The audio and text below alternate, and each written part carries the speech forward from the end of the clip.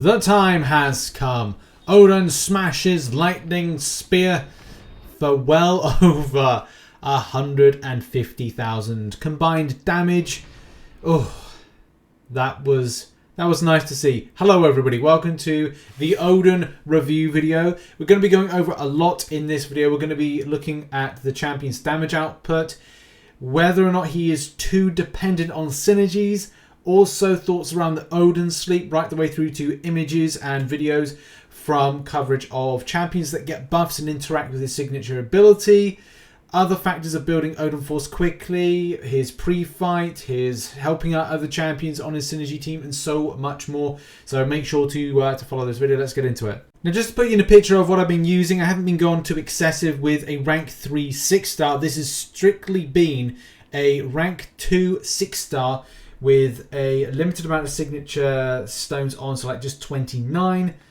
Also, I've been using the 565 version as well because those kind of two scenarios are realistic for a larger majority of players at this given time.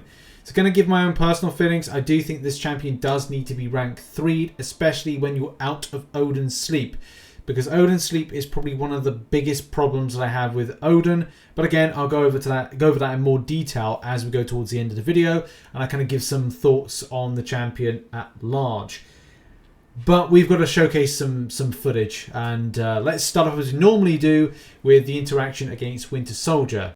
Okay, here we go with the Winter Soldier fight. This was an interesting and well-built fight. I want to say I could have played this better, but well, 69 hits to take down the enemy. I'm not exactly kind of like... I thought this is actually excellent rotations, to be honest, especially because my method for this was to build up the power, then go into Odin Force, then do a heavy attack. The heavy attack will allow you to get energized buffs. This means that your power rate or combat power rate will increase. So it means that you're able to then... I throw an SP3, and the reason I'm throwing the SP3, and I'm rocking the Heimdall synergy by the way, SP3 gives me that extended buff. So the extended buff is the one on the furthest right. I then do the same method there, which is kind of like just build up, do a lot of damage, and build up to Odin Force again. I'm then going to do that in order to build up the Energize buff, which is going to, again, like I reapply it. Then I use the SP2 in a second. I'm trying to kind of like build up as much power as possible because I want to throw an SP1 in a minute. First SP2 does 75k damage. Not an extensive amount, it's still a lot, but I want it to do more. So therefore what we do is we get Odin Force back by doing the heavy attack because knock down an enemy, get Odin Force. SP1 in now. The reason I'm doing that is to generate the Fury buff, the True Strike buff, and as well get an additional buff which I think is the Bulwark. I haven't used my Heimdall synergy just yet. I haven't interceded. I will do in a minute. Dexterity buff is important because it's an extra buff and will do a lot more damage. And now I do make a mistake where I lose the Energized buff, but it's not the end of the world because I will gain a load when I do this.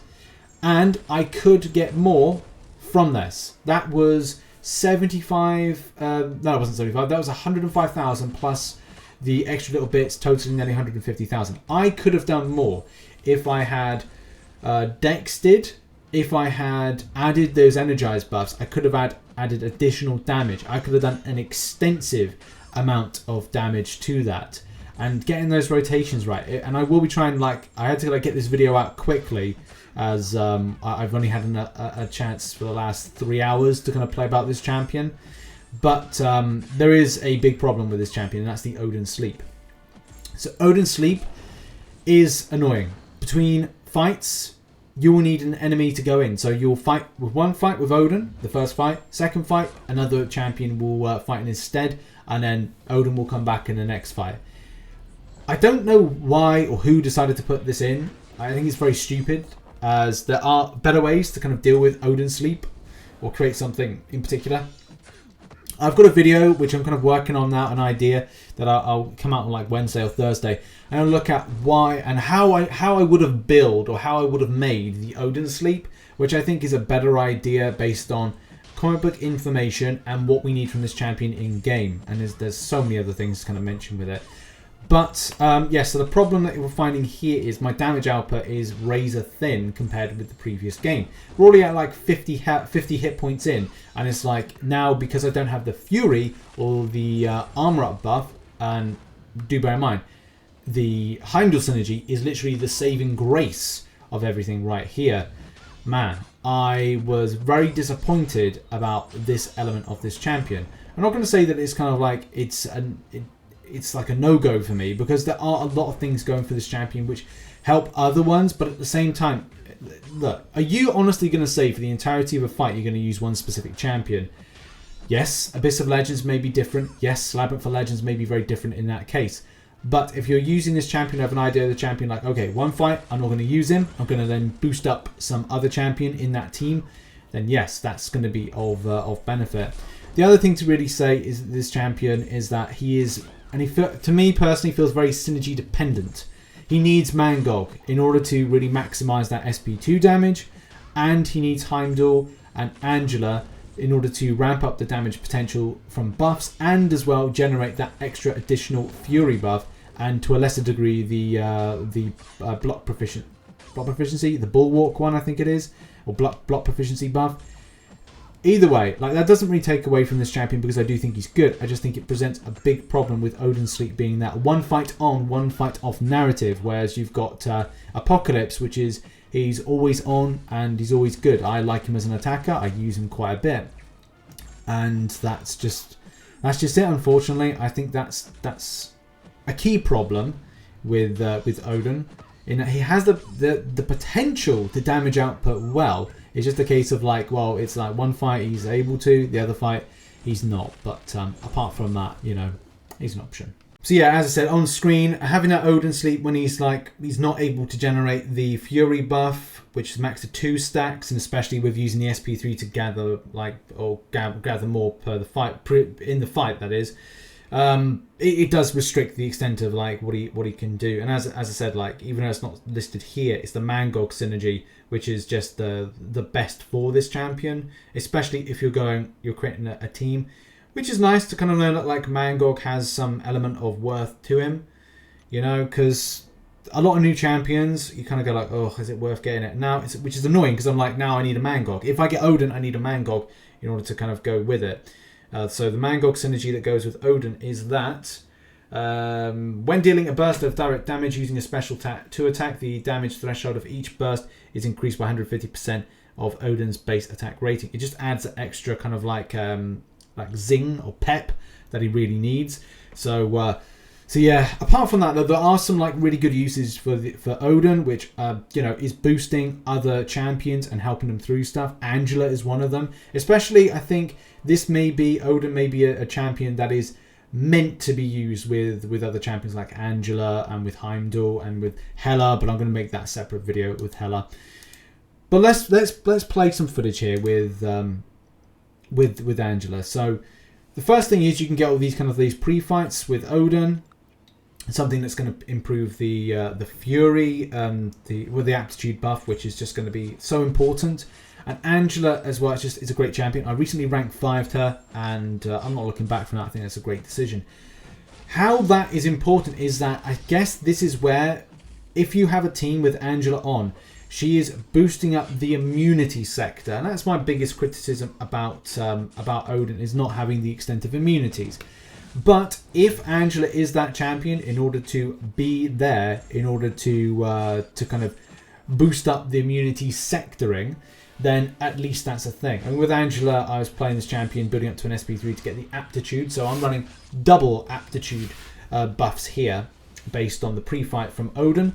And then as well, we've got the just kind of case of like building as quickly as I possibly can, even though kind of avoiding this. This is a 6.1.6 Hurt Locker. I just thought I'd do it for a quick test of it. I've got to get my words out. Because now I've got the Fury up, smashing now with like some nice. It's nice. It is really nice with the amount of 55 hits and it's done. Perfect. Here's another example against a Spider-Man. So first of all, what I'm doing is I'm again interceding. This is any champion, any fight that has an evade ability. We're getting that true strike, which is very important. So we'll build up to the SP1 as quickly as we can.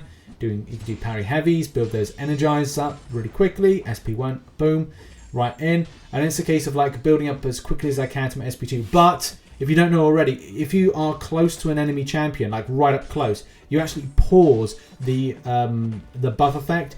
That's really the thing that to mention. As long as you keep up close and personal, you can actually get your rotations off quite nicely and keep those buffs as constant as possible. Here is where the signature ability comes in. Let's use the 5-star 565 version. Because it's a 200 signature, it does mean that the potency, if the enemy gets buffs, you get the potency increase as well, which is based on it's in the signature ability. So that's kind of cool as well. I do like that. If indeed you're using this champion for times where, you know, I don't know, the second fight you want to use him for whatever reason, you're like, okay, well, I'll just use him.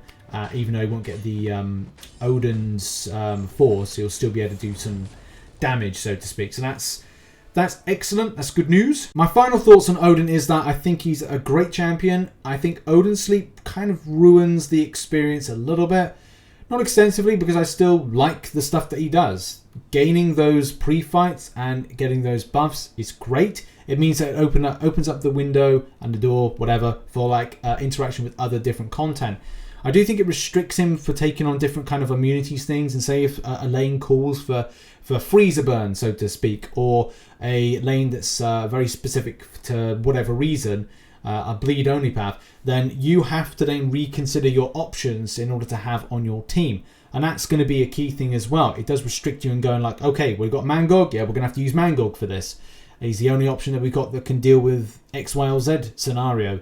Because effectively you're like going like, okay, so I need to have Heimdall, I need to have Angela, I need to have Hela for whatever reason, and I need to have Odin and Mangog. Oh, I've just filled a team. So I can't diversify my roster, but at least I can look at the fact that, okay, Angela would have those immunity interactions if she was heavily sigged, and as well we'd have Mangog as well, able to deal with situations of champions that, I don't know, would need to have staggering, or they need this or that.